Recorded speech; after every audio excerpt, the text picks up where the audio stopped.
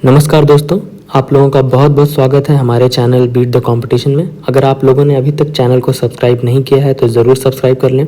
आज हम बात करने वाले हैं सस्पेंशन ब्रिजेस के बारे में कि ये ब्रिज कैसे काम करते हैं, और हम एनालाइज करेंगे गुजरात के मोरबी में जो कि एक सस्पेंशन ब्रिज है उसके साथ क्या हुआ, वो क्यों फेल हुआ, वो क्यों कोलैप्स हुआ, वो क्यों गिरा। सो आज की वीडियो देखने का जो सबसे इम्पॉर्टेंट पर्पज़ है वो ये है कि जब भी आप कभी बाहर जाएं, किसी भी भीड़ में जाएं जहां लोगों की गैदरिंग हो, जहां आपकी फैमिलीज हो, बहुत सारे लोग हों, वहां पे रहने की एथिक्स क्या है। कहीं भी जाएं, आप कहीं भी रहें, वहां पे उस जगह के डेकोरम को, उस जगह के एथिक्स को आप ज़रूर मेंटेन करें। दूसरी चीज़, ये टॉपिक हमारे यूपीएससी स्टूडेंट्स के लिए और भी जो दूसरे एग्ज़ाम्स हैं जिसमें साइंटिफिक कंटेंट बेस्ड क्वेश्चंस आते हैं, उनके लिए ये वीडियो बहुत ज़रूरी रहने वाला है। हम बात करेंगे कि सस्पेंशन ब्रिजेस कैसे काम करते हैं, उसमें कहाँ लोड आता है, कितने फोर्स आता है, उसमें कितना क्या क्या प्रॉब्लम्स हो सकती हैं, क्या क्या अच्छाई हो सकती हैं, और इन सब चीज़ों को लिंक करेंगे गुजरात के मोरबी ब्रिज से। सो गुजरात के मोरबी में 134 लोग ब्रिज के कोलैप्स हो जाने की वजह से मारे गए हैं। सो ये आप देख सकते हैं, यहाँ पे दो इमेजेस हैं।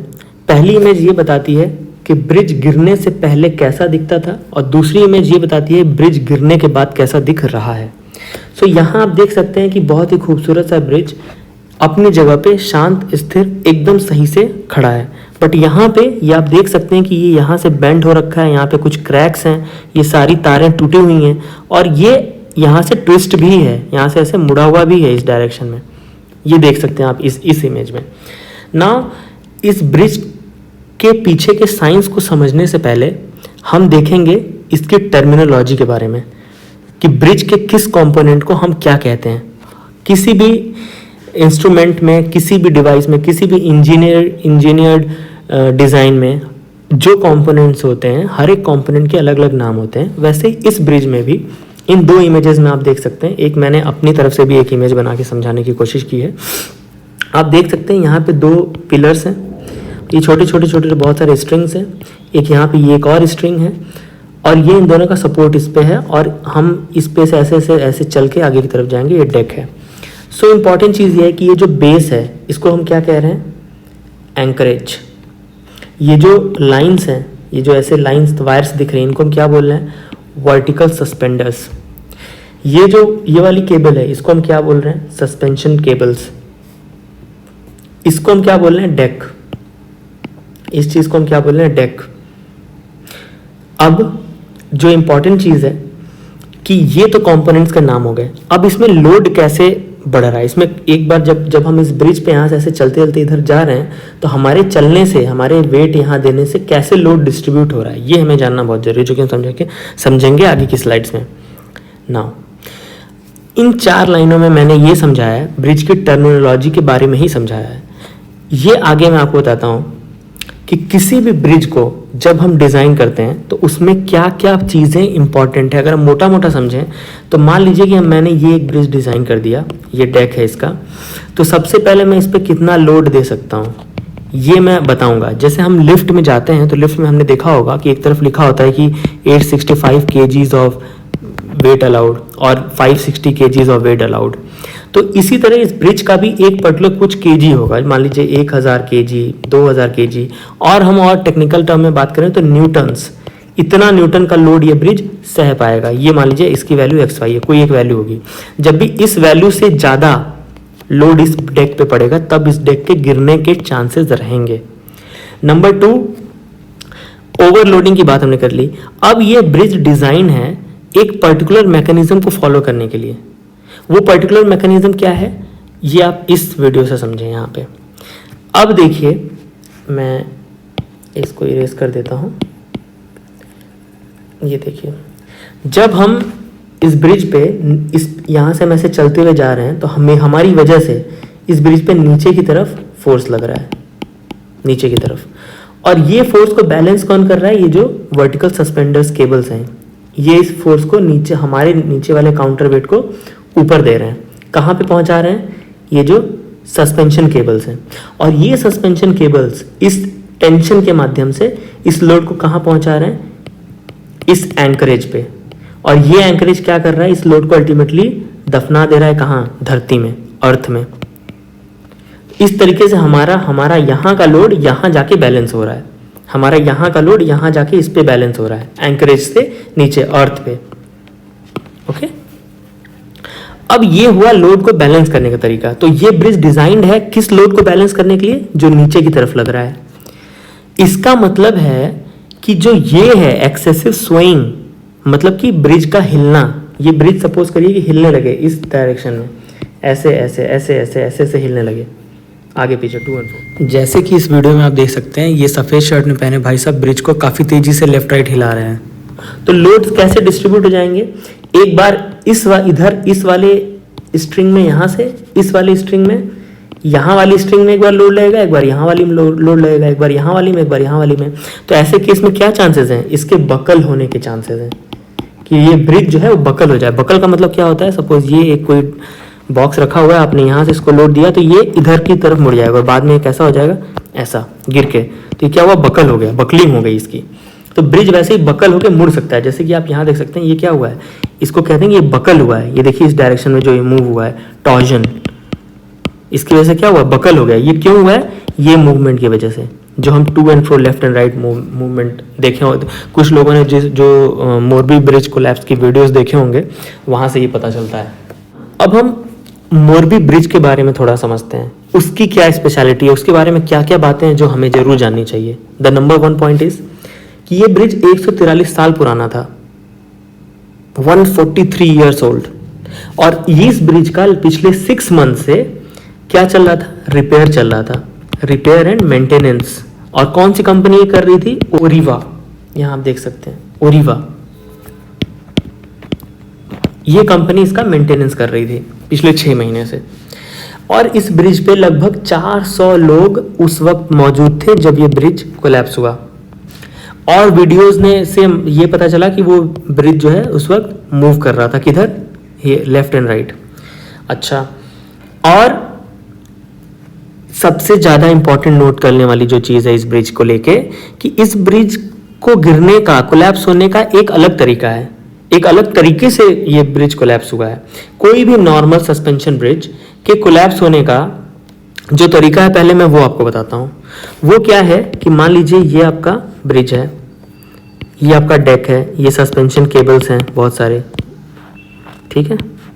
अब क्या होगा कि जब इस पर हम लोड देंगे या कोई प्रॉब्लम आएगी, तो पहले ये कोई, आप यहाँ से समझें, स्पीड यहाँ से समझें आप। मान लीजिए जैसे हमने इस पे लोड दिया, तो पहले ये एक केबल टूटेगी, फिर ये वाली केबल टूटेगी, फिर ये वाली, फिर ये वाली, फिर ये वाली, फिर कहीं ये टूटेगा, फिर थोड़ा बहुत ब्रिज ऐसे लटकेगा यहाँ पे, फिर एक और केबल टूटेगी, और फिर एकदम लास्ट में जाके बहुत देर बाद ब्रिज जो है ये पूरा पानी में आ जाएगा। तो ये कैसा प्रोसेस है, ये एक स्लो प्रोसेस है। मान लीजिए ब्रिज है, फिर इसको आने में धीरे धीरे नीचे आने में टाइम लगेगा, ये एक स्लो प्रोसेस है। सस्पेंशन क्या स्लो प्रोसेस है, सस्पेंशन ब्रिजेस के गिरने का प्रोसेस कैसा, स्लो प्रोसेस। बस इस केस में क्या हुआ है कि एक सडन कोलैप्स नोटिस किया गया है, एक सडन कोलैप्स आया है, तुरंत गिरा है, लोगों को पता भी नहीं चला, रिएक्ट करने का, एक्ट करने का मौका भी नहीं मिला, तुरंत गिर गया ब्रिज, एकदम तुरंत भड़ाम से गिर गया नीचे, कोई टाइम नहीं मिला। तो इसके पीछे क्या कारण हो सकते हैं, इसके पीछे के कारण क्या क्या हो सकते हैं। नंबर 1, जो स्विंग मूवमेंट था वो बहुत ज्यादा हो गया होगा।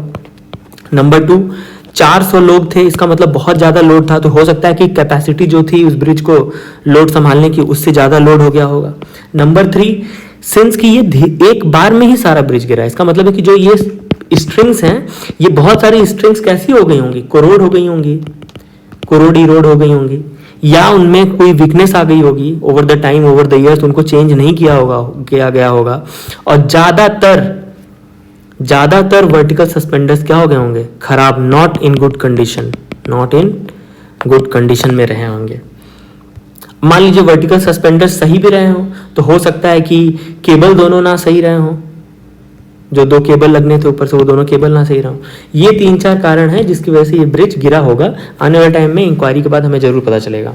नाउ इस स्लाइड में बस ये जानने वाली बात है कि कितने टाइप के ब्रिज होते हैं सिविल इंजीनियरिंग में।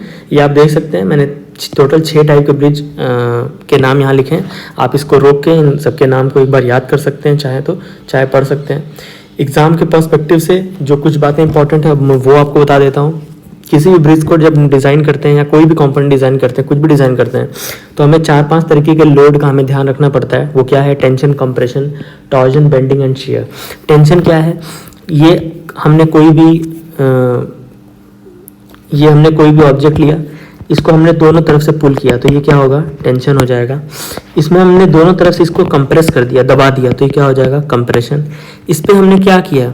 इसको हमने सिर्फ ऊपर से ऐसे इसको फिक्स रख दिया इस जगह को और बस ऊपर से लोड लगाया, जिसकी वजह से ये फाइनली कैसा ऐसा दिखने लगा।